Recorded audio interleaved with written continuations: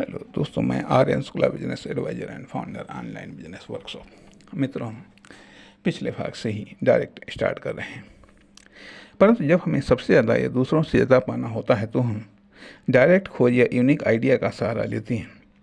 फिर इसे डेवलप करते हैं, क्योंकि खोज व निर्माण व यूनिक आइडिया मोनोपोली अर्थात एकाधिकार या विशेषाधिकार को जनरेट व डेवलप करने में मदद करते हैं, जो इसे सबसे ज़्यादा या दूसरों से ज़्यादा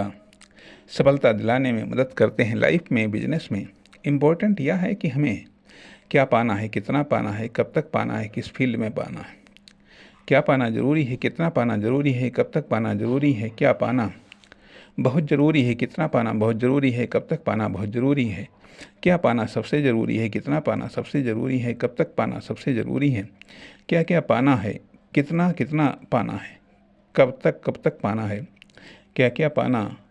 ज़रूरी है, कितना कितना पाना ज़रूरी है, कब तक पाना ज़रूरी है, क्या क्या पाना बहुत ज़रूरी है, कितना कितना पाना बहुत ज़रूरी है, कब तक पाना बहुत ज़रूरी है, क्या क्या पाना सबसे ज़्यादा ज़रूरी है, कितना कितना पाना सबसे ज़्यादा ज़रूरी है, कब तक पाना सबसे ज़रूरी है। यदि इनके उत्तर हैं तो ठीक, वरना सबसे पहले इनके उत्तर तलाश करो, तभी आपका माइंड व इच्छा शक्ति एक्टिव होगी, वरना बिना माइंड व इच्छा शक्ति की सक्रियता के बिना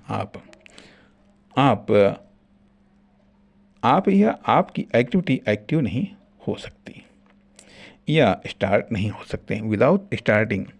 हम कल्पना कर सकते हैं, इच्छा कर सकते हैं, चाह सकते हैं,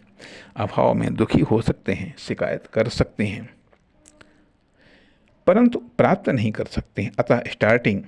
प्राप्त करने के लिए प्रथम शर्त या स्टेप है, अंतिम नहीं।